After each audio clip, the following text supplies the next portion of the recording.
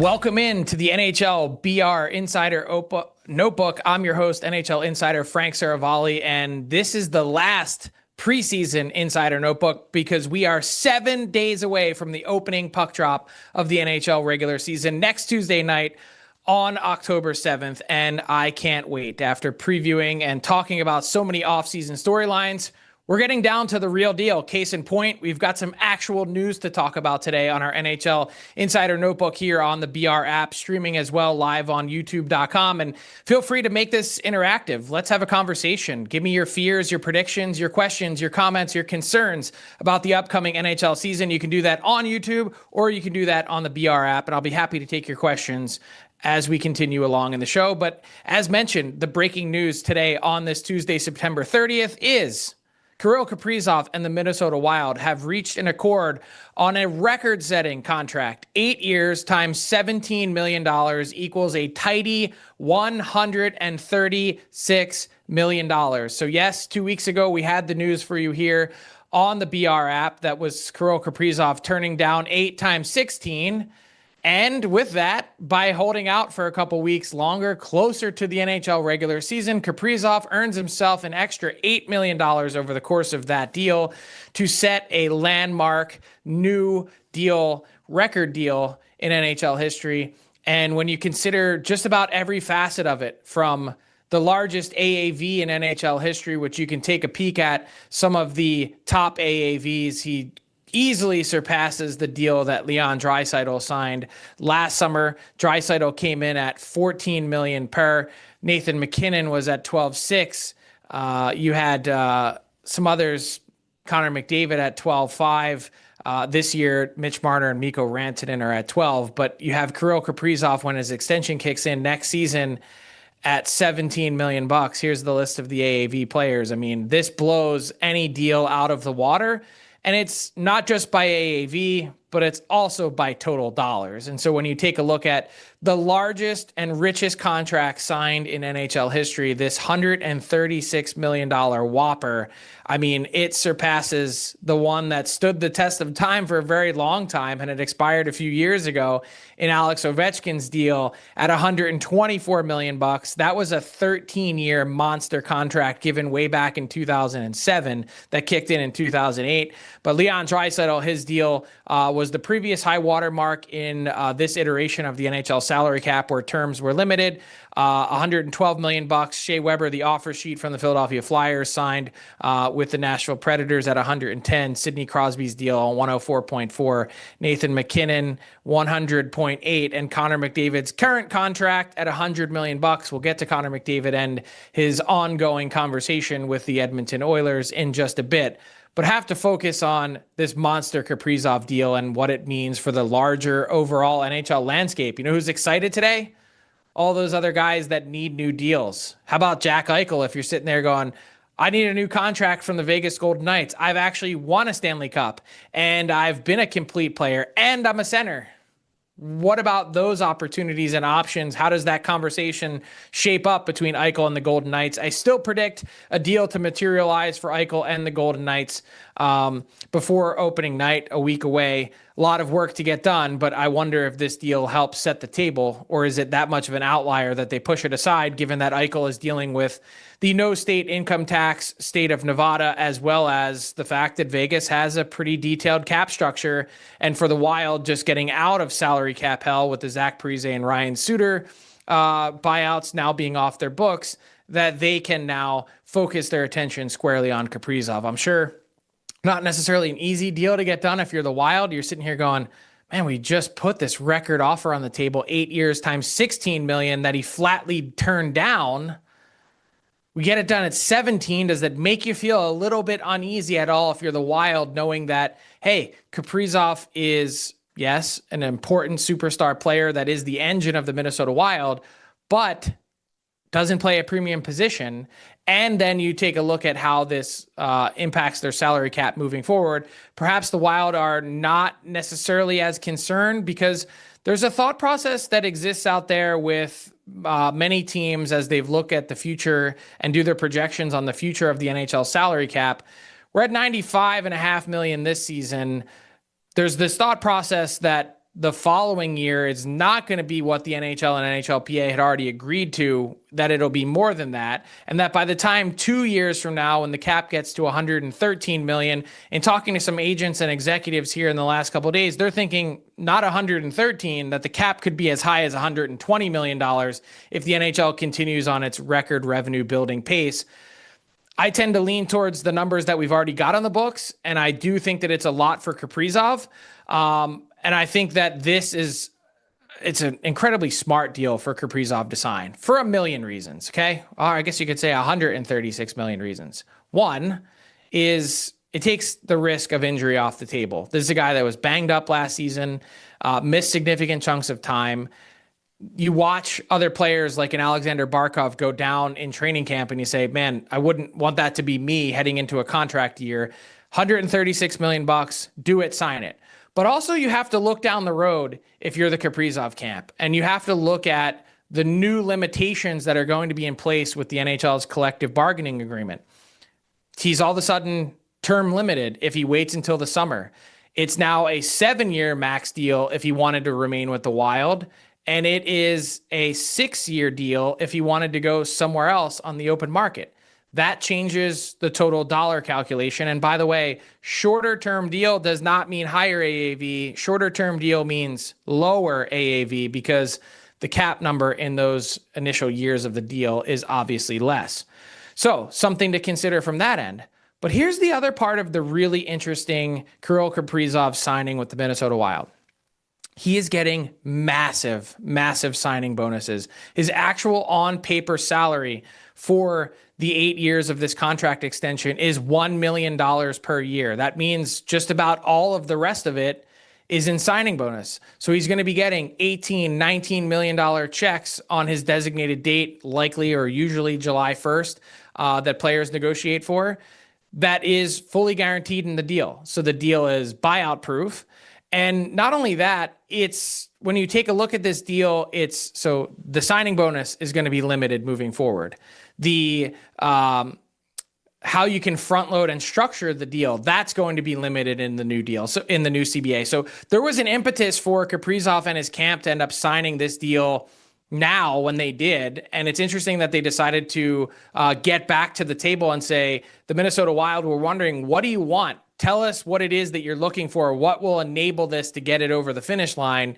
And of course, it's bumping it from 8 times 16 to 8 times 17. So really interesting turn of events and a huge piece of business done for Minnesota, which can now focus squarely on this upcoming season and the really bright future that they have ahead, not just with Kaprizov as their anchor, but take a look at their blue line and take a look at some of the other pieces that they've got up front, including Matt Boldy, Brock Faber on the back end. David Jiricek seems likely to break camp with this team.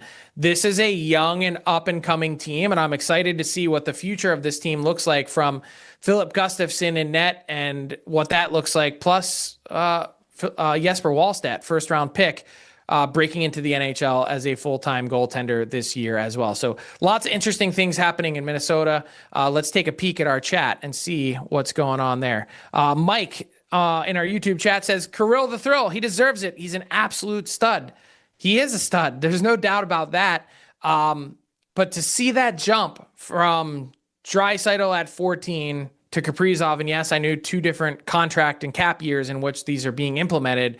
Of course, there's a disparity there, but that is a significant jump from $14 to $17 million. And obviously, we just went through all the record-setting numbers. $136 million it's a ton.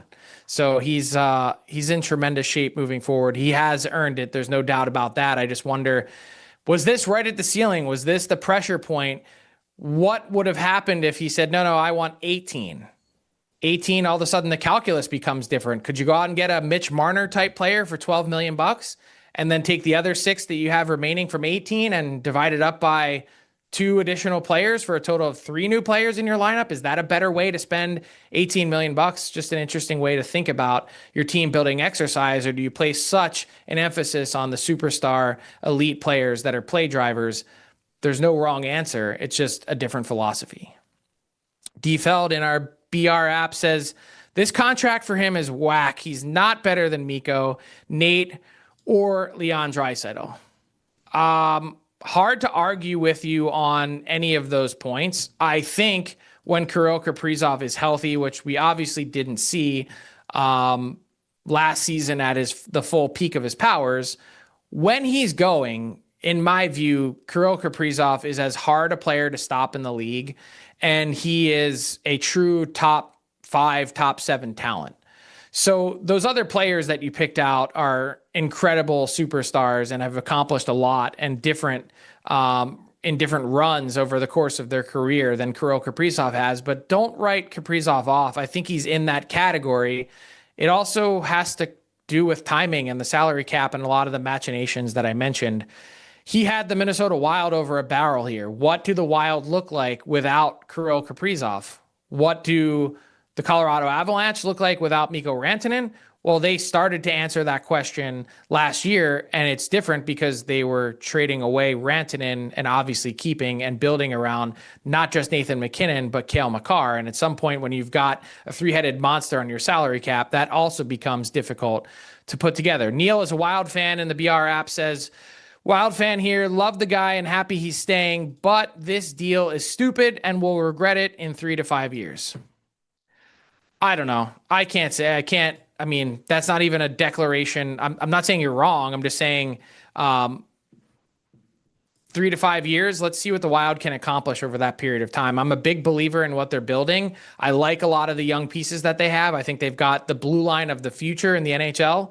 And I think now it's about really, supplementing and completing this forward group up front that includes Kirill Kaprizov as the centerpiece, but who is going to play center specifically down the middle for Minnesota to help them get there?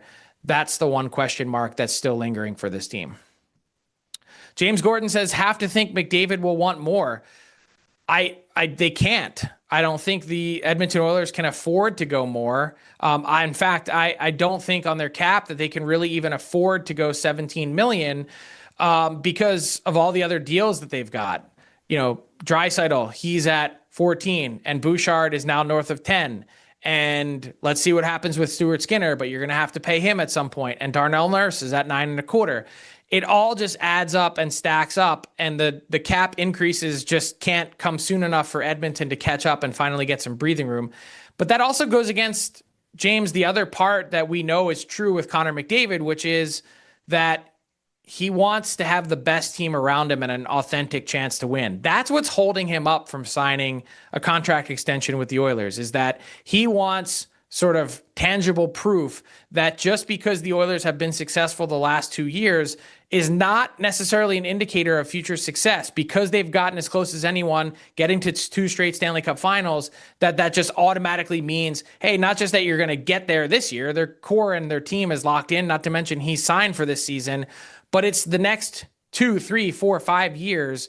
What do the Oilers look like as a team that's a little bit long in the tooth, that doesn't have very many prospects in their pipeline, has traded away their draft picks? And, oh, by the way, the cap picture that we just talked about, it's not necessarily pretty. They're going to have to be creative. So he's looking at that and saying, I want to be in the most competitive situation possible.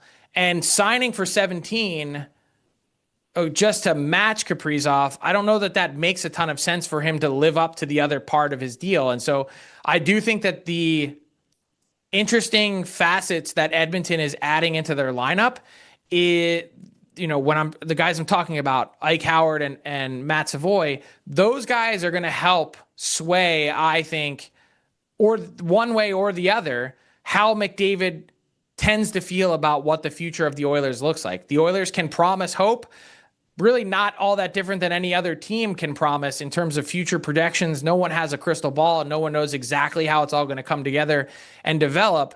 But those guys might go a long way in helping him feel good about what the Oilers' situation for the future looks like. And that's the part that no one can really answer with any degree of clarity or certainty. And so while we're talking about Connor McDavid on the heels of this landmark extension for Kirill Kaprizov, 8 years times $17 million for $136 million, is an idea that I raised on Twitter on Monday night, which is this is important for not just Connor McDavid, but for any other player who's contemplating signing a contract extension between now and the start of the regular season, which is we are now less than 1 week out from the deadline for NHL players who wish to sign contract extensions that include deferred money.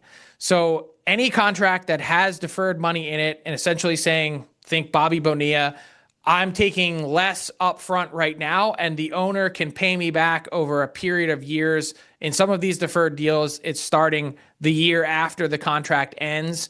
And what that does is it lessens the salary cap hit. So could Connor McDavid potentially contemplate taking tens of millions of dollars and deferring that payment out for the Edmonton Oilers to then lower the cap hit and maintain the competitive order on the cap that this team has enjoyed for the last while?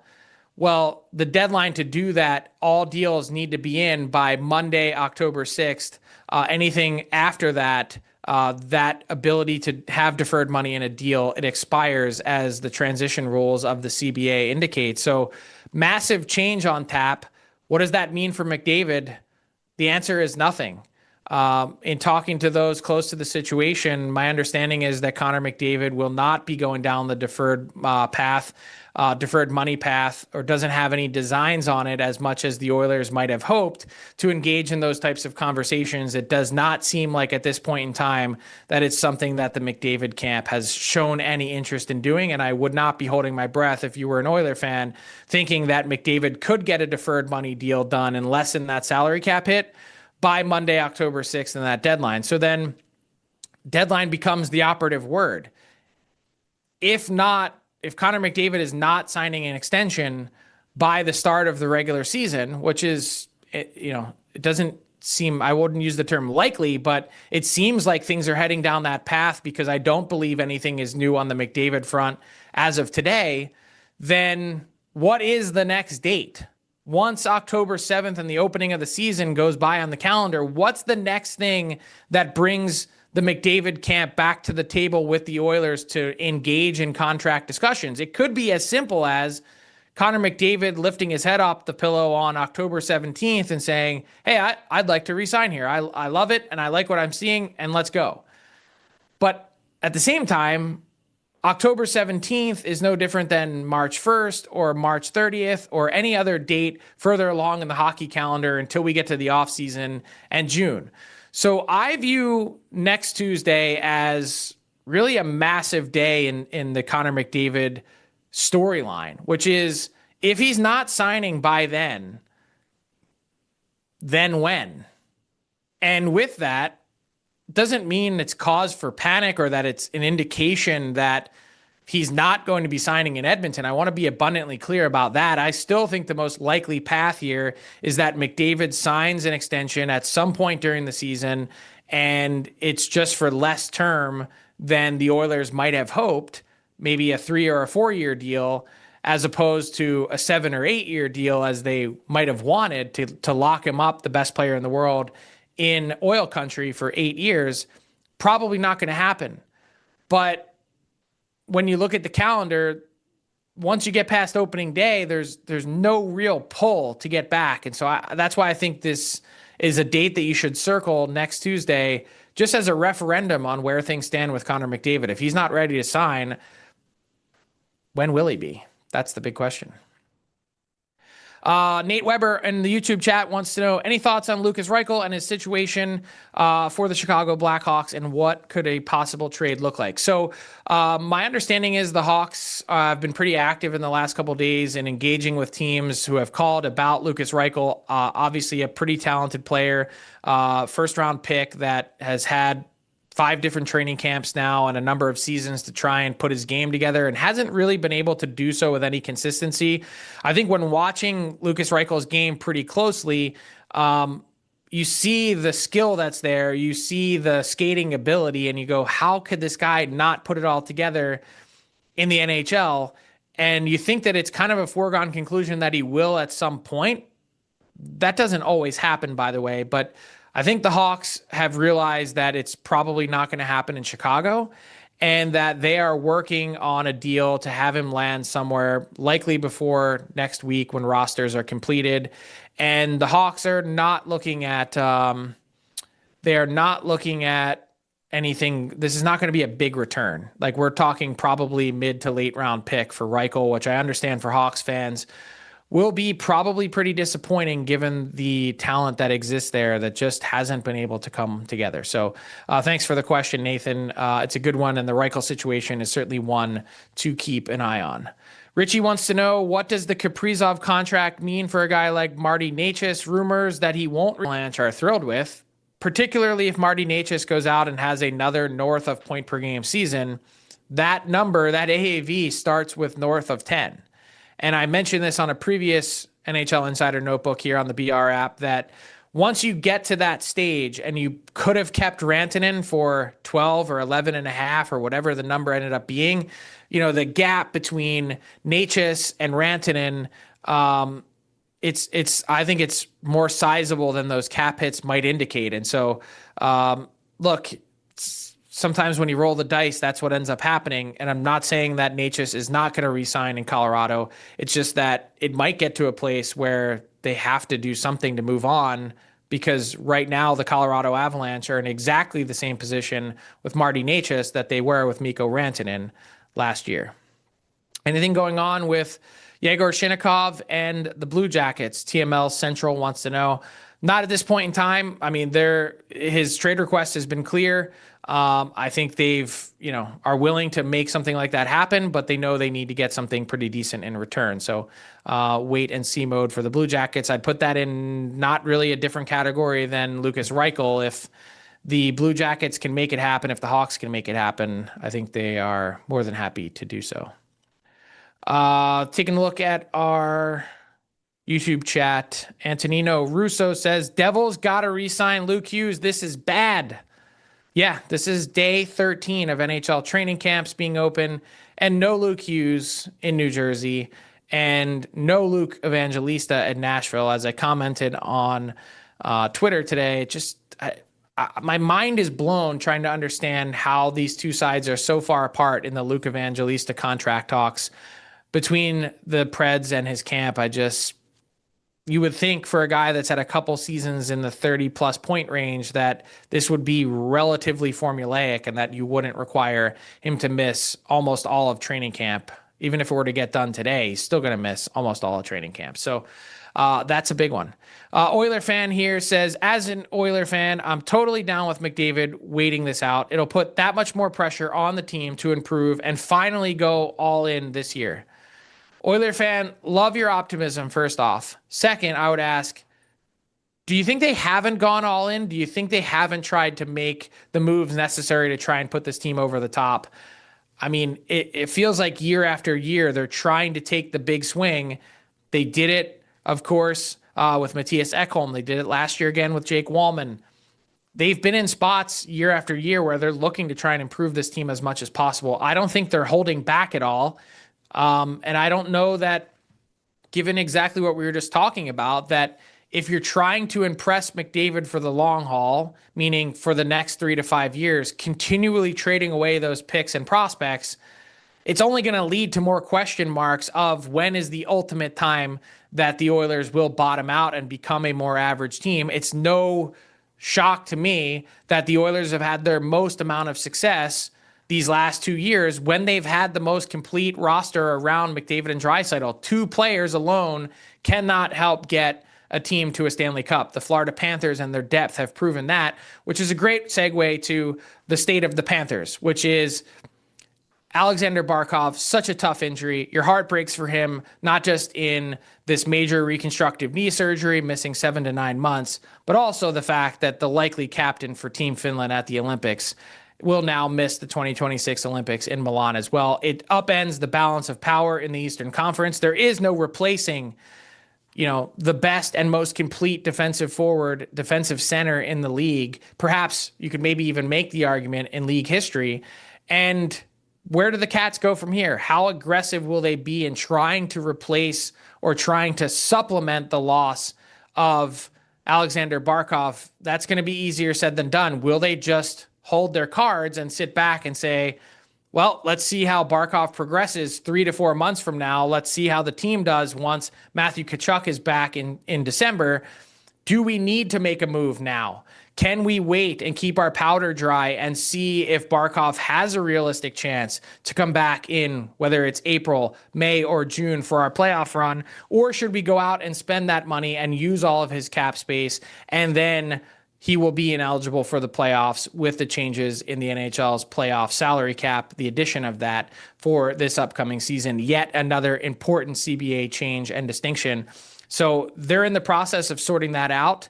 I think they're in such good shape relative to so many other teams losing a player of that magnitude. When you've got an embarrassment of riches in your forward group where you have Lundell and Luosterainen on your third line, and you can take Anton Lundell and slide him up further in your lineup and ask more out of him, he's very capable of giving you a lot more, and a huge part, definitely not an underrated part of their success that they've had the last couple years, winning back-to-back Stanley Cups. So how does that all tie into Evgeny Malkin's future? Well, if you're trying to go through the rest of the rosters around the league and you put your GM hat for Bill Zito of the Florida Panthers on and you try and figure out how aggressive he might be, one of the first names that you'd come upon in trying to trade for a center, if one is ultimately available, is Evgeny Malkin of the Pittsburgh Penguins.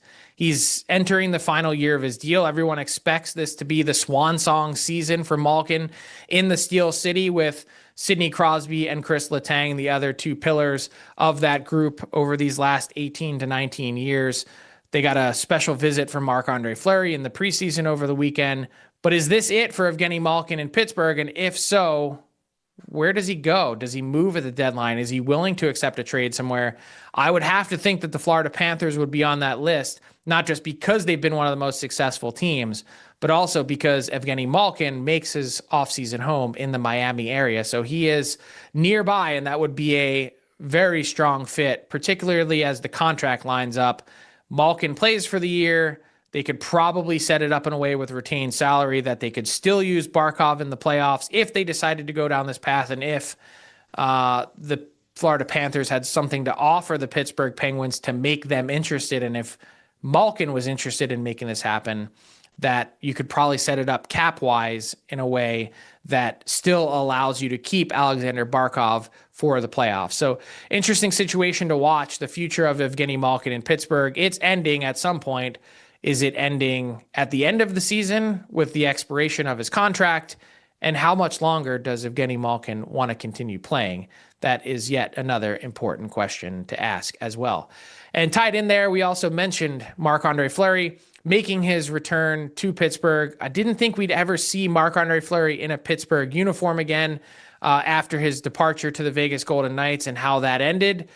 But nonetheless, it was such an amazing sight to see him faded in the city of Pittsburgh, and how much he means to them and that fan base, and also his teammates, the pranks, the permanent decals that he put on Sidney Crosby, Chris Letang, and Evgeny Malkin's cars, a work of art at the UPMC Penguins practice facility there in Cranberry, Pennsylvania, and just an amazing night.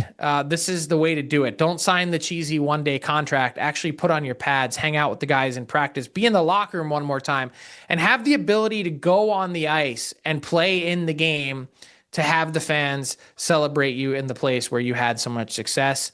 Had to be an amazing weekend for Marc-Andre Fleury, but it also raises the question, because he looked pretty good, because he looks like he's still in relative game shape, because he looks like a guy who might be able to help an NHL team.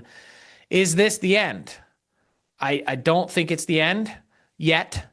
I do think that once we get to December, January, February, as we get closer to that deadline of March 6th to be able to add players to the roster to be eligible for the playoffs, that I have zero doubt that this is currently, before there are really any landmark injuries, that Marc-Andre Fleury, teams will be calling to try and get their hands on him. And I have to think that one of the teams that would stand out, given their goaltending situation, given their lack of interest in Carter Hart, would be the Edmonton Oilers. So keep an eye on that. I think that could be a potential fit down the road, but we'll see what Marc-Andre Fleury has in store for this season, and we'll see how much he enjoys spending time with his family in Minnesota, where he makes his home, because maybe he doesn't want to say goodbye to his family for a number of months in order to continue playing and chase a fourth career Stanley Cup. Speaking of Carter Hart, just a quick little nugget to pass along. Certainly seems like the Vegas Golden Knights are the front runner for Carter Hart's services. He is eligible to sign a contract on Wednesday, October 1st, and can begin practicing with his new team as soon as October 15th and eligible to return to the lineup not before December 1st. So keep an eye on Carter Hart and the Vegas Golden Knights. Probably likely to be a 2-year deal. AAV still to be determined, but they would seem to be the front runner at this point in time unless another team steps up with interest over the next 24 hours.